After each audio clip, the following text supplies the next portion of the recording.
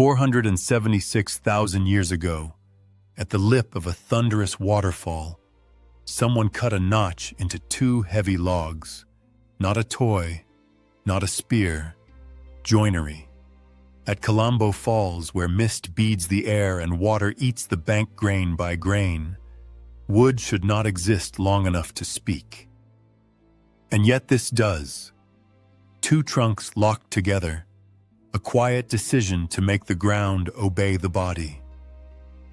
The sound of the falls settles in your chest, and the past feels less like a distant era than a breath you can still see.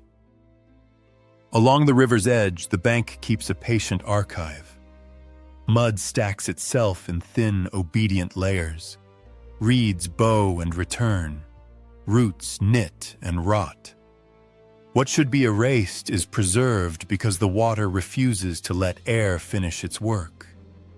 The ground is damp, oxygen poor, and secretive, a vault built by floodplain habits. Beneath it, the memory of hands survived in the very material that should have vanished first.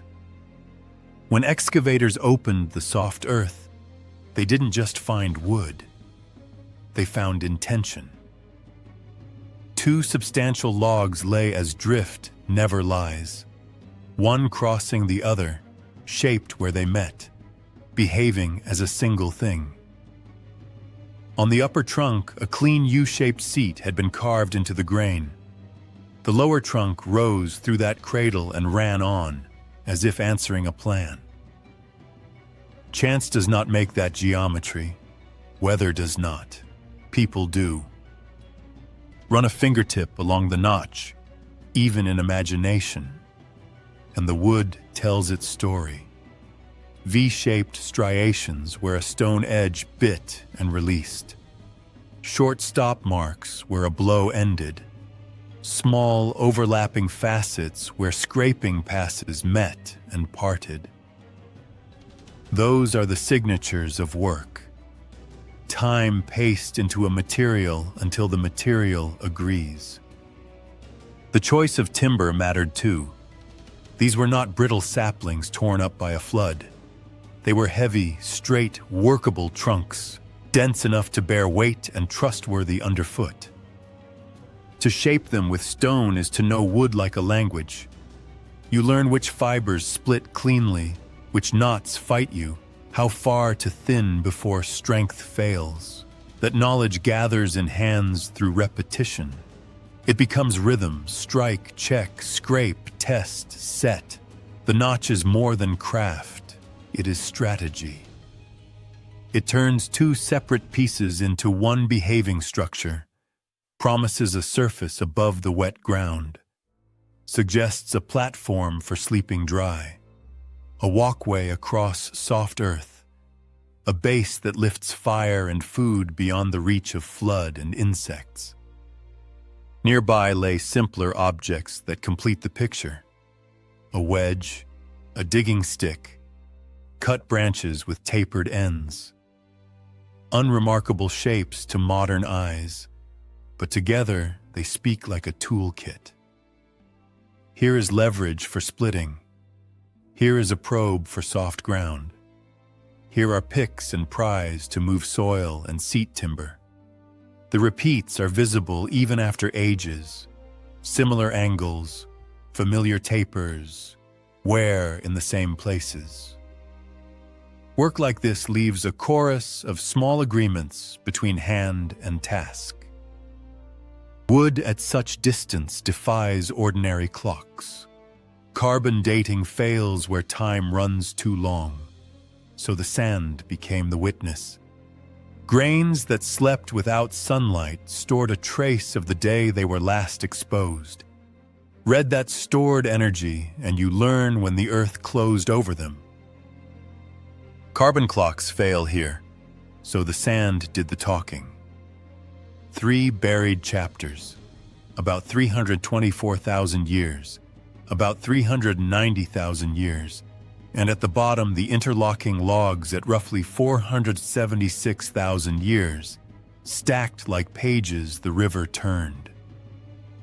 Set that age against your own measure of time, and the scale tilts. The joint was cut in the mid-Pleistocene by hominins who were not us. They moved this corridor with Acheulean tools, hand axes and scrapers flaked to bright edges, driven by reasons that still make sense. Water to drink, fish to catch, birds in the reeds, game converging along the river's path, vantage points that open the country like a book.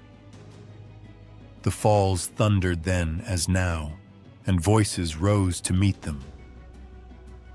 To build with heavy trunks is to bet on return. You don't move such weight for a single night. You don't notch and seat timber if you intend to vanish at dawn. The effort implies memory, a route revisited, a season repeated, a place that pays back labor with safety and food. A platform here would have dried sleeping skins, kept tools clean, made a patch of certainty at the edge of water.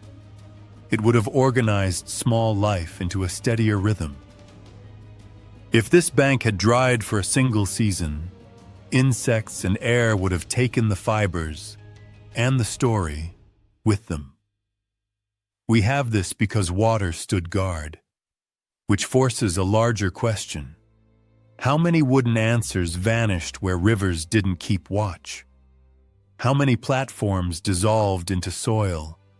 How many walkways became loam? How many quiet solutions to daily problems left no more trace than a change in habit passed down the line? The preservation earned a careful conversation.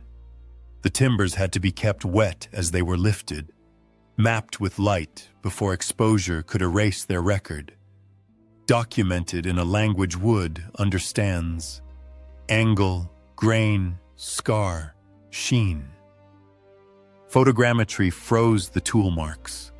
Microscopy followed the anatomy of the fibers where stone edges grazed and tore. In the patience of that modern work, the patience of the old work glints back. Two sets of hands, across impossible time, both listening to what the material allows. There is a temptation to make early life smaller than comfort permits. Flint flakes, rain, endurance. The notch argues otherwise. Planning is visible in its curve and depth. Sequence is audible in the rhythm of blows. Cooperation is implied by the act of holding, bracing, fitting, testing. Problem-solving blooms in 3 dimensions. The grammar of joinery is remarkably old. This supports that. This fits that. This changes here. Once learned, it propagates because it works. Imagine the builders as they might have moved. The bank slick with fine mud, pocked with prints. Someone lowers a bundle of brush. Another levers the log. Another steadies the seat. There is give, then a small adjustment, then a sharper cut to true the socket. The fit tightens. The structure accepts its own weight. A mat goes down. Feet climb up. The cold edge of river becomes a surface with a future. One small patch of certainty, and the day rearranges itself around it. The falls teach a kind of discipline.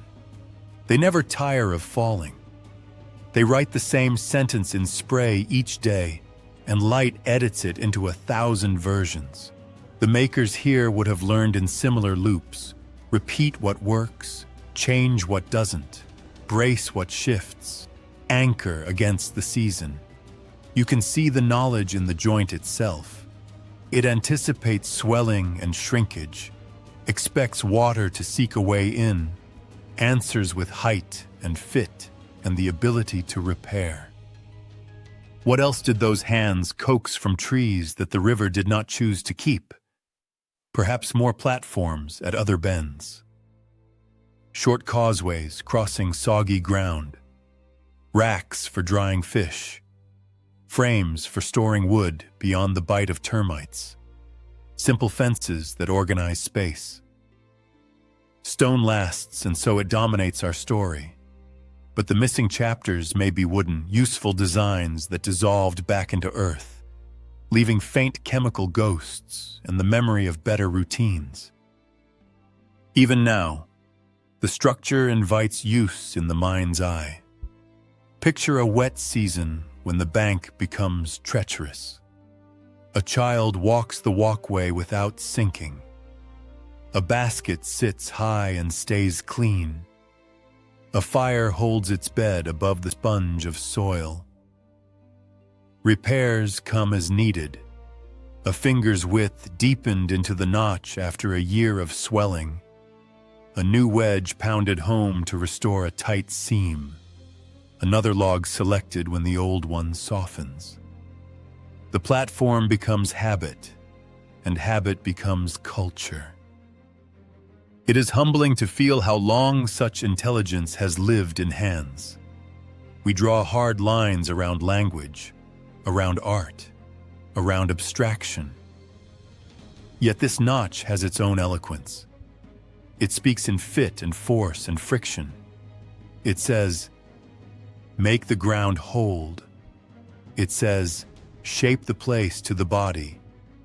It says, "We choose to stay, and staying requires a floor." Once learned, that sentence is hard to forget, and it spreads because it makes life kinder. 500,000 years turn, and we read the joint as if it were a note folded under a stone. It is brief, practical, unadorned, and it changes the scale of memory. The oldest known wooden structure is not a tower with views or a hall with walls. It is a small advantage, seized at the edge of water, solved so well it became invisible to its makers as soon as it worked. The story is not of spectacle, but of persistence, hands repeating the right answer until it belonged to the place. Listen again to the roar. The voice is steady. The ground is firm where people made it so. Somewhere below the surface, other answers may be sleeping, their fibers still guarded by water and luck. For now, we have this one, a notch in a log, a cradle for another, a plan set into the earth with patience and stone. The beauty of it is not in its size but in its certainty. 500,000 years later, the waterfall keeps speaking, and the joint still answers. 2 logs, 1 notch, a choice to stay long enough to shape a place. The wood did not mean to speak, but it does. Make the ground hold, and the ground will remember you.